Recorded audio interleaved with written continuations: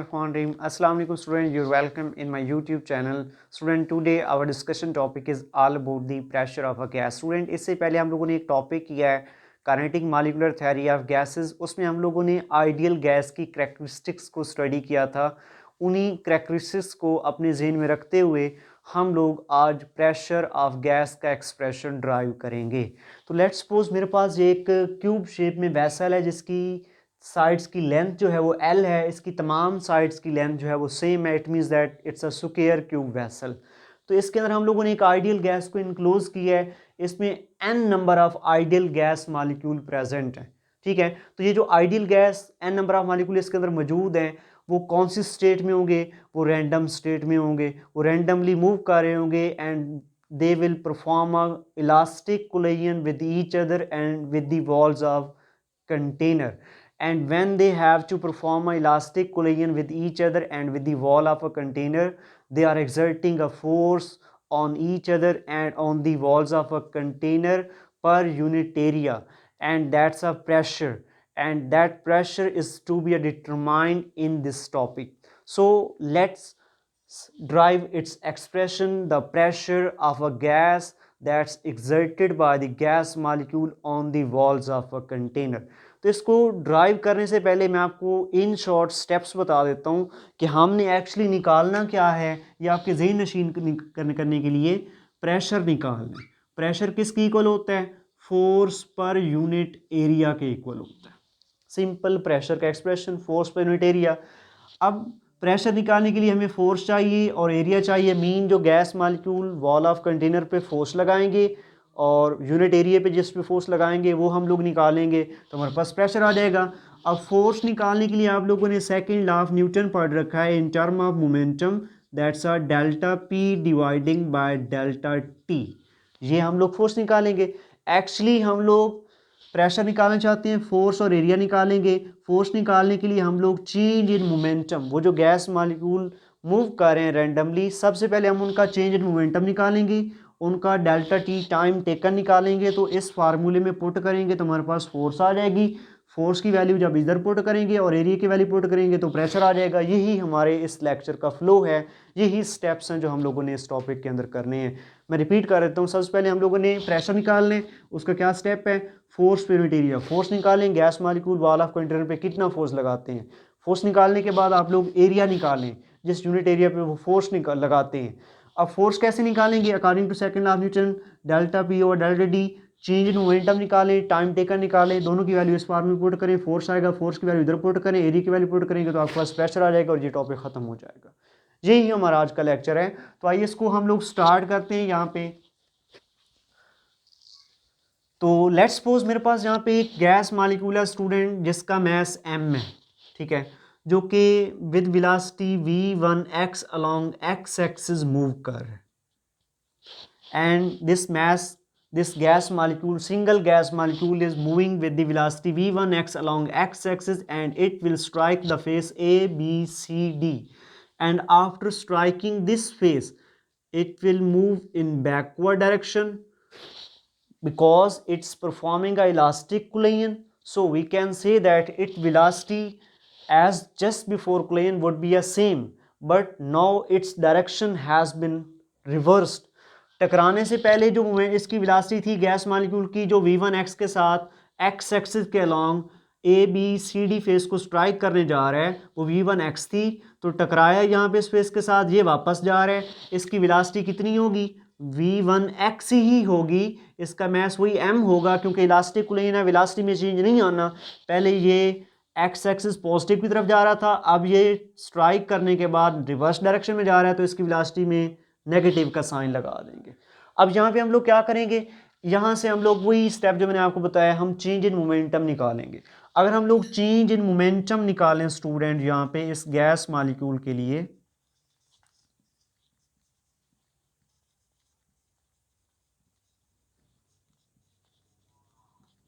Delta P that's equal to P F minus P I. Change momentum, final momentum minus initial momentum. Delta P का value निकालें student यहाँ से. Delta P किसके equal होगा? Final momentum. ये single gas molecule की बात कर रहा हूँ अभी मैं। फाइनल कितना है, इसका मैस m है, फाइनल वेलोसिटी माइनस v1x है, तो फाइनल मोमेंटम हो गया minus m v1x into minus initial momentum, initial कितना है before collision, before striking this space A B C D, that's a mass is a m, velocity is a v1x, so initial momentum is equal to m v1x. So the change in momentum delta p is equal to minus 2m v1x. That's equation number 1. This is the expression for the change in momentum for the only one molecule which is performing a collision along x-axis with the phase a b c d. ठीक है, ये change in momentum हो गया।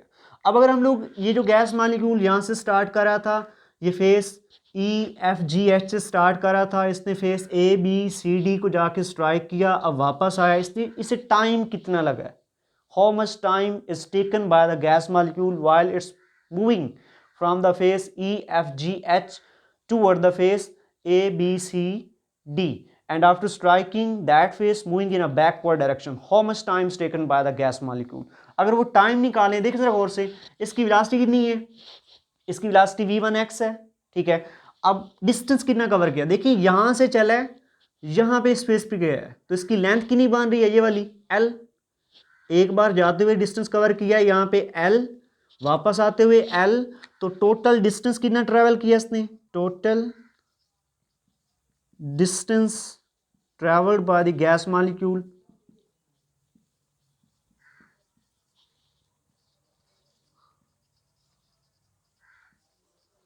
अगर वो distance निकालें हम लोग, हो जाएगा L plus L, that's a 2L।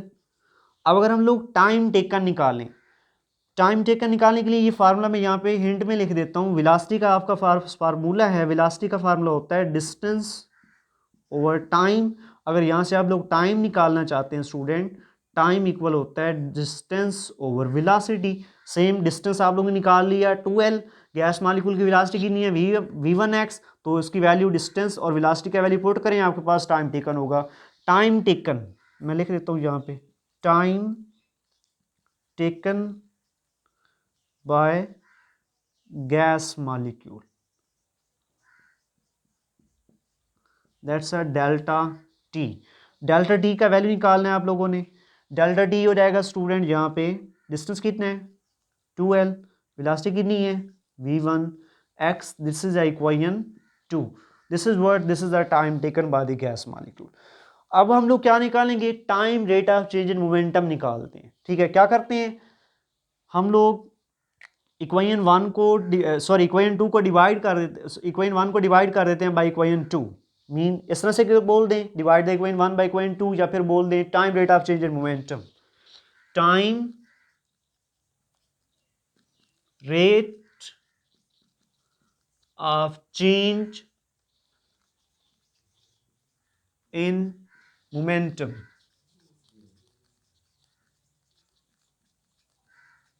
That's a delta p dividing by delta t। Delta p कितना है यहाँ पे, डेल्टा p हम लोगों ने ऊपर निकाला है -2m v1x, डेल्टा t कितना है 2L डिवाइडिंग बाय v1x।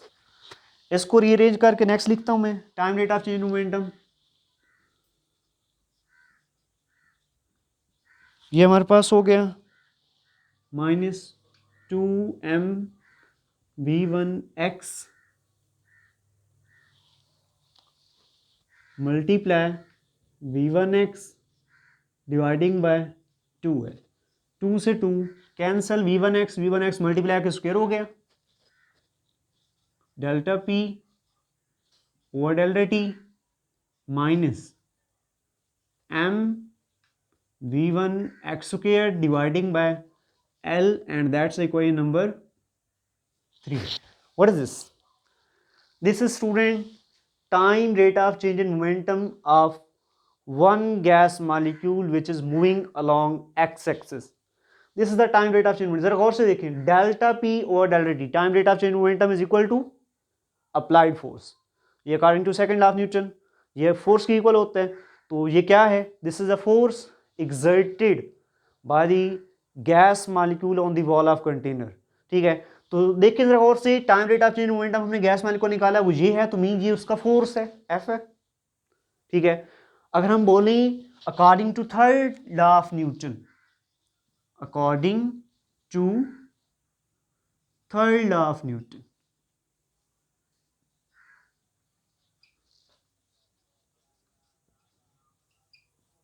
अगर गैस मॉलिक्यूल्स, ठीक है, gas molecule wall of container पे कोई फोर्स लगाता है, ठीक है, तो क्या ख्याल है, वॉल ऑफ कंटेनर भी गैस मॉलिक्यूल पे कोई ना कोई फोर्स लगाएगा? Yes of course, every action has a reaction which is equal in magnitude but reverse in direction. If gas molecule exerting a force on the wall of container, that's a delta P or delta T, this one, so the wall of container would also exerts a force on this gas molecule.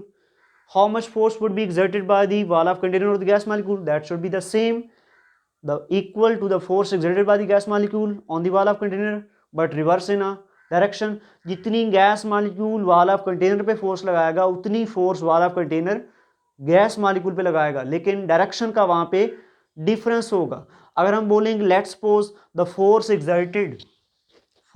Exerted by gas molecule, force exerted gas molecule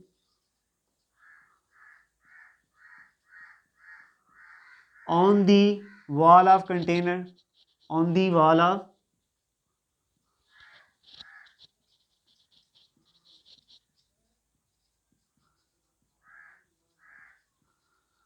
is equal to F1x, that should be same minus force exerted by wall on gas molecule।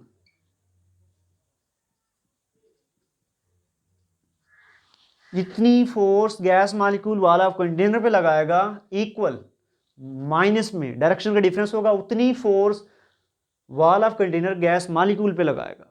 ठीक है, दोनों forces same होगी। अगर suppose कर लें जो gas molecule ने लगाया वो F1x है, तो हम लिख सकते हैं यहाँ पे F1x, ठीक है, minus delta P dividing by delta T। This is the force exerted by the gas molecule on the wall of container, that should be equal to the force equal to the exerted by the wall of container on the gas molecule। दोनों same होंगे क्योंकि ये negative sign यहाँ पे हमने खत्म करना था। ये डेल्टा P और डेल्टा T जो है ये फोर्स ही तो है जो गैस मालिक्यूल ने लगाया वॉल ऑफ कंटेनर पे या वॉल ऑफ कंटेनर ने गैस मालिक्यूल लगाया, सेम है, जस्ट नेगेटिव का साइन यहाँ पे डिफरेंस होगा, डायरेक्शन का फर्क होगा वहाँ पे। तो यहाँ पे इसकी वैल्यू पुट करें, डेल्टा P और delta T minus into minus m v1 x square dividing by L, minus minus से cancel, f1 x is equal to m v1 x square dividing by L, equation number 4। what is this? This is the value of the force exerted by the gas molecule on the wall of container along the x axis।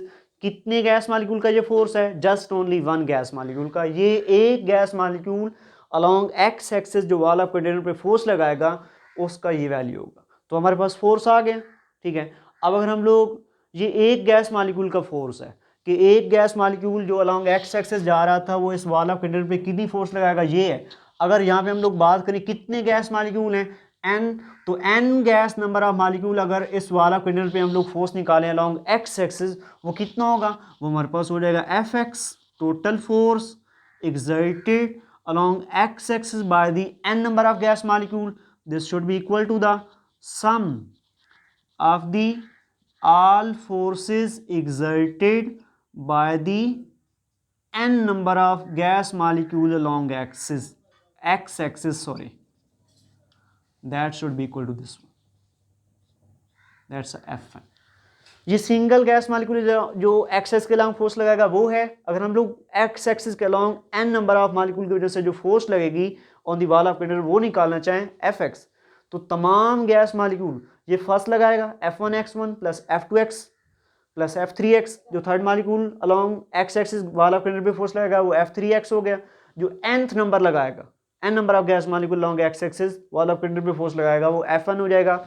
इन तमाम की value similarly इस तरह से put कर लें अगर हम लोग यहाँ पे, तो ये हमारे पास हो जाएगा Fx is equal to m v1 x square dividing by l plus m v2 x square dividing by l plus up to so on plus m vn nth molecule का फोर्स है vn x square dividing by l। What is this? Equation number 5। This is the total force exerted by the n number of gas molecule along x axis। ये x axis पे जो n number of gas molecule total force लगाएंगे ये इसका सम होगा। ये हमारे पास equation 5 आ गई यहाँ पे, ठीक है। अगर सेम अब हम लोग निकालना चाहें प्रेशर, ठीक है, और यहाँ पे एरिया तो निकालनी है हम लोगों ने, एरिया निकालने से पहले एरिया ऑफ द वेसल हो जाएगा, इसकी तमाम साइड सेम है, लेंथ एल है तो ये हो जाएगा L multiply L, that's a L square.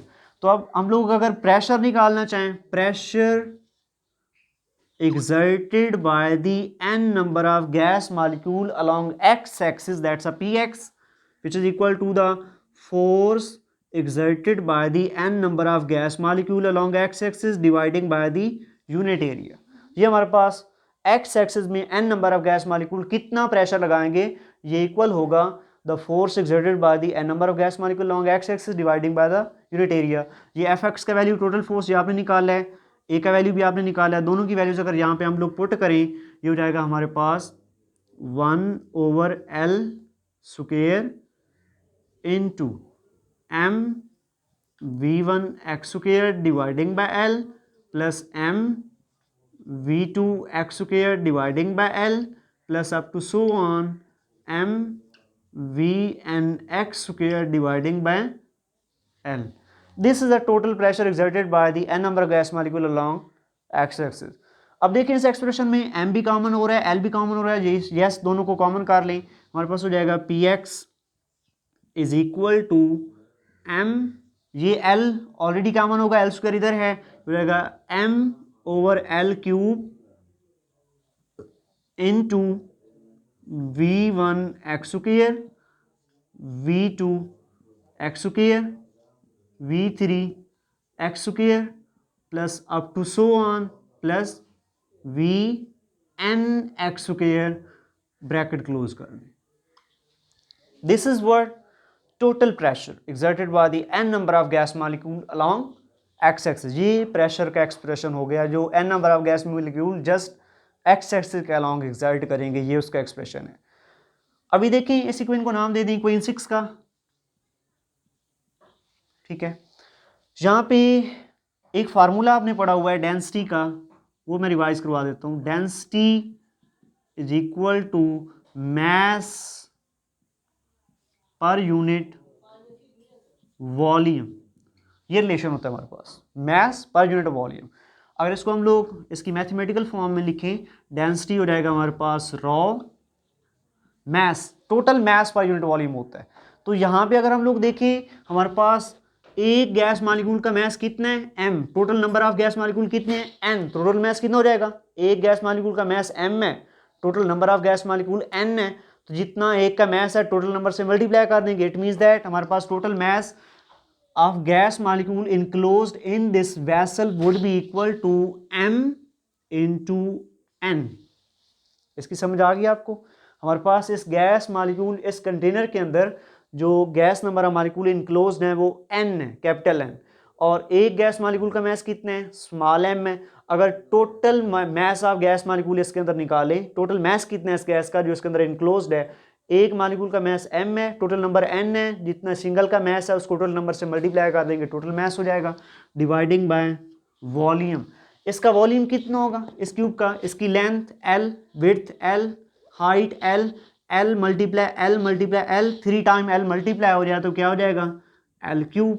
ये हमारे पास डेंसिटी का फार्मूला बन गया, density is equal to m n dividing by L cube. जरा और से इक्वेशन 6 में देखिए हमें क्या चाहिए, एम ओवर एल क्यूब। यहाँ से एम और एल क्यूब की वैल्यू निकालें तो ये हमारे पास क्या बचेगा, ये हो जाएगा M over L cube is equal to rho dividing by n, and we call this equation as a 7.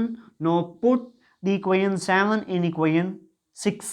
ये जो m और l क्यूब का वैल्यू निकाला है आपने यहाँ से इक्वेशन 7 में, इसको इक्वेशन 6 में m और l क्यूब की जगह पे पुट कर दें तो ये हमारे पास 6 में जो एक्सप्रेशन है वो बन जाएगा p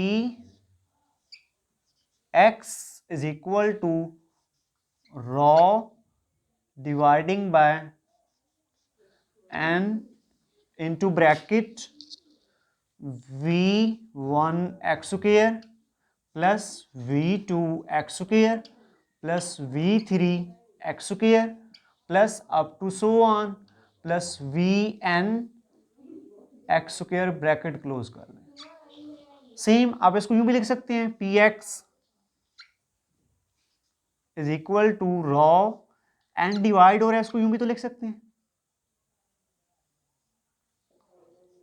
v1 x square v2 x square plus v3 x square plus up to so on plus vn x square dividing by n. So this is the equation number 8. What does it means? इसका क्या मतलब है student? ठीक है, हमारे पास ये equation मैंने लिखा है, इक्वेशन 8 है हमारे पास।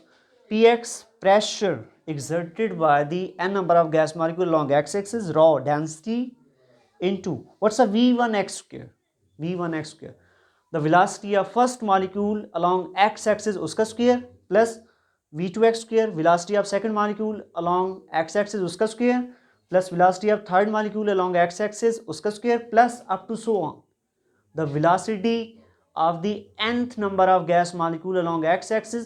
देखिए तमाम गैस मॉलिक्यूल की वेलोसिटीज का हमने स्क्वायर किया है, फिर उनका सम किया है और टोटल नंबर से डिवाइड किया है। What is this? This is a type of average.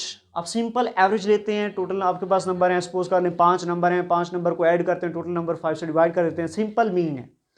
लेकिन अगर आप लोग हर नंबर का स्क्वायर लें और फिर उनको ऐड करें, टोटल नंबर से डिवाइड करें, तो वो कौन सा मीन होगा? स्क्वायर मीन होगा। Same this is the square mean.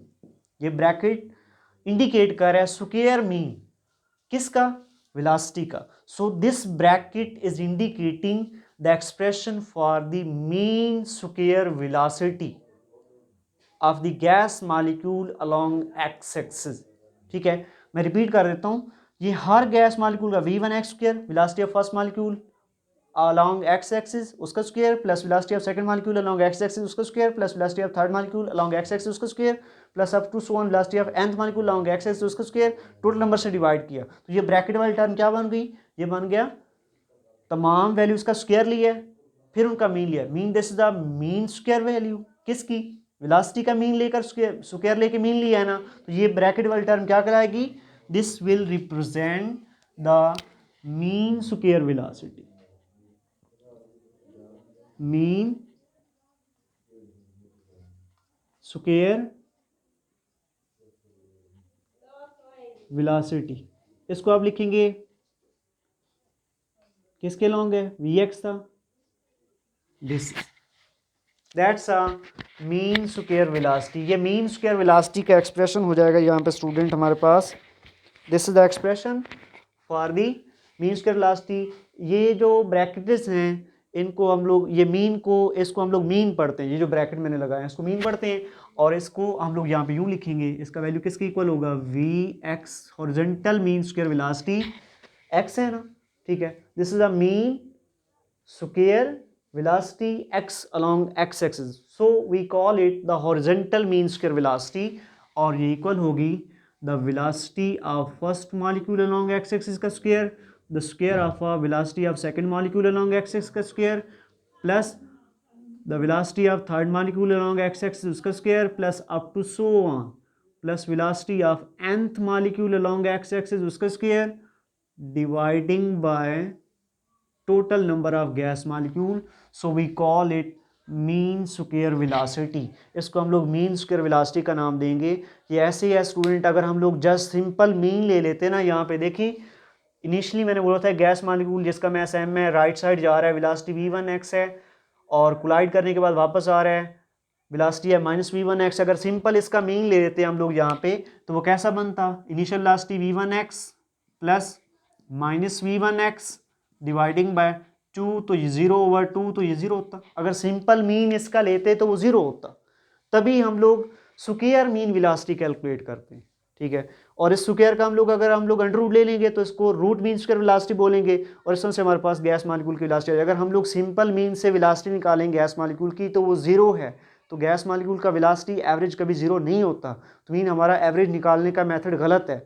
तभी हम लोगों ने यहाँ पे मीन स्क्वायर वेलोसिटी का वैल्यू कैलकुलेट किया है। तो ये मीन स्क्वायर वेलोसिटी का एक्सप्रेशन इस इक्वेशन 8 में पुट करें इस ब्रैकेट वाली टर्म की जगह पे, तो हमारे पास ये क्या बन जाएगा, Px pressure along x-axis exerted by the n number of gas molecule now would becomes equal to rho into horizontal mean square velocity. This is the equation number 9. इसको 9 बोलेंगे। This is what the pressure of n number of gas molecule along x-axis would be equal to the product of density of a gas molecule into horizontal mean square velocity of a gas molecule। ये हमारे पास इसका value हो जाएगा। अब similarly अगर हम लोग निकालें the pressure exerted by the n number of gas molecule along y-axis, तो ये हो जाएगा student similarly density into vertical mean square velocity.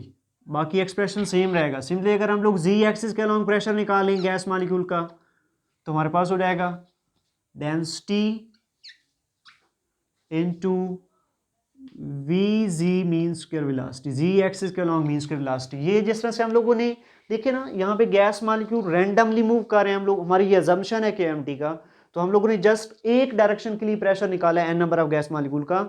X X के अलॉन्ग ये है तो जाहिर सी बात है वाई के अलॉन्ग भी इतना ही होगा, जी के अलॉन्ग भी इतना ही होगा, ठीक है। ये एक्सप्रेशन हमारे पास, इसको हम लोगों ने नाम दे रखा है इक्वेशन 9 का। तो अगर हम लोग अजम्पशंस लें कि हमारे पास गैस मॉलिक्यूल जो है वो रैंडम मोशन परफॉर्म कर रहे हैं, तो उनका वेलोसिटी कितना होगा। अगर एक गैस मॉलिक्यूल की बात करें, उसका वेलोसिटी अगर v1 है सपोज कर लें फर्स्ट मॉलिक्यूल, तो उसके क्या कंपोनेंट होंगे, v1x, v1y, v1g। तो हम लोग सपोज कर लेते हैं कि अगर एक गैस मॉलिक्यूल या जितने n number of gas molecule randomly move कर रहे हैं, उनका वेलोसिटी कैसा होगा, उनका वेलोसिटी सेम होगा। जितना x के अलॉन्ग होगा उतना ही y के अलॉन्ग होगा, उतना ही z के अलॉन्ग होगा। तो यहाँ पे हम लोग लिख सकते हैं, we can put here the vx horizontal mean square velocity of gas molecule would be equal to the vertical mean square velocity of a gas molecule, and that same equal to vg square into mean gas molecule की horizontal mean square velocity, vertical mean square velocity and ji axis के along mean square velocity जो है वो कैसा होगा, same होगा। क्यों, क्योंकि वो रैंडम मोशन परफॉर्म कर रहे हैं, तो तमाम डायरेक्शंस के अलावा उनका वेलोसिटी कैसा होगा, सेम लिया जाएगा स्टूडेंट। यहाँ पे ये वैल्यूज हमारे पास हो गई। अब अगर हम लोग यहाँ से टोटल वेलोसिटी निकालें गैस मॉलिक्यूल का, अगर हम लोग टोटल वेलोसिटी निकालें कि वो तो हमने बोला है कि एक्स वाई जी के अलॉन्ग तो एक गैस मॉलिक्यूल या N number of gas molecule है, उनका velocities mean square velocity same होंगे। लेकिन अगर हम लोग टोटल वेलोसिटी निकालें N number of gas molecule की, टोटल वेलोसिटी कितनी होगी, टोटल वेलोसिटी हमारे पास हो जाएगी यहाँ पे मीन स्क्वायर वेलोसिटी, इसके साथ कोई एक्स वाई जी नहीं लगाएंगे, ये इक्वल होगा mean square velocity along X axis plus mean square velocity along Y axis and plus mean square velocity along Z axis. This is a total mean square velocity of N number of gas molecule, ठीक है, जो कि random motion perform कर रहे हैं। तो यहाँ पे देखिए और से ऊपर में लिखा है V horizontal mean square velocity, vertical mean square velocity और जी एक्सिस के अलावा मीन स्क्वायर वेलोसिटी सेम है। तो यहाँ पे इनकी वैल्यूज में पुट कर सकता हूँ, वी वाई स्क्वायर की जगह पे वी एक्स पुट कर सकता हूँ, वी जी स्क्वायर की जगह पे ये इसके इक्वल है वी एक्स पुट कर सकता हूँ। ये एक्सप्रेशन कुछ ऐसे नहीं बन जाएगा, total mean square velocity becomes equal to 3 into horizontal mean square velocity. मैंने कुछ भी नहीं किया, मैंने पहले रैंडम मोशन की सपोजिशन को लेके तमाम की वेलोसिटी मीन स्क्वायर वेलोसिटीज को सेम बोला है,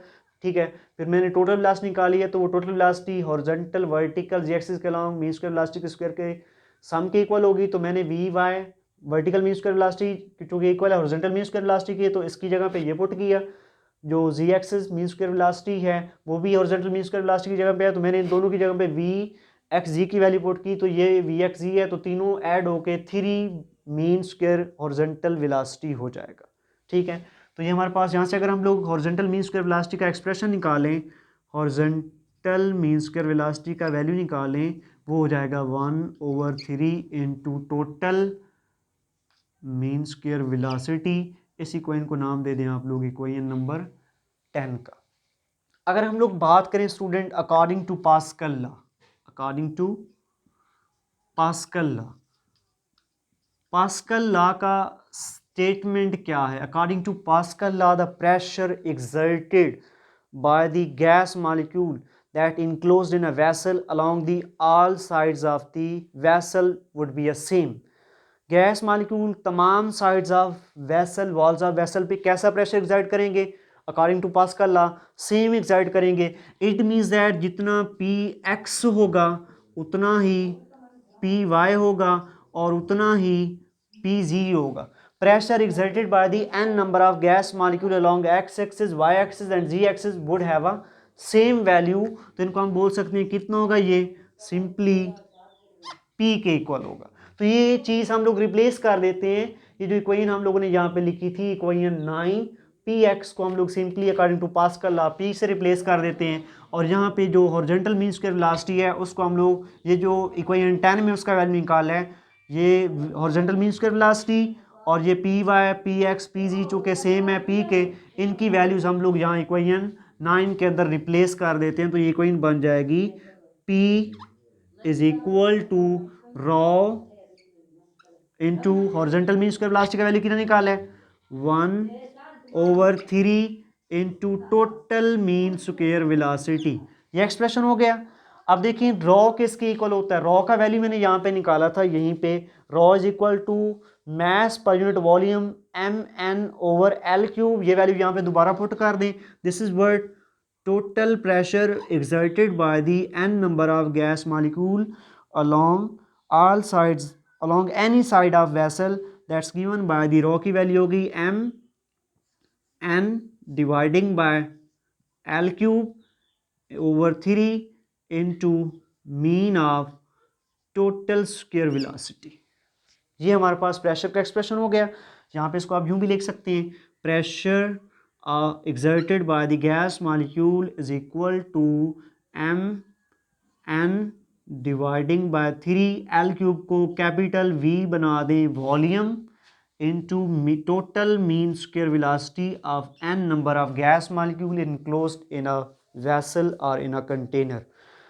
ये हमारे पास हो गया। इसको जरा गौर से इस तरह से लिख सकते हैं, pressure P is equal to 1/3 m, sorry m नहीं लिखे यहाँ पे, n number of gas molecule per unit volume into m को इधर ब्रैकेट के अंदर ले आए मीन में, हो जाएगा mv²। ऐसे बन जाएगा। मैंने कुछ भी नहीं किया, m को इस ब्रैकेट के अंदर ले गया मीन स्क्वायर वाली ब्रैकेट में, मीन वाली ब्रैकेट में। इस इक्वेशन को 2 से मल्टीप्लाई भी कर दें स्टूडेंट, 2 से डिवाइड भी कर दें।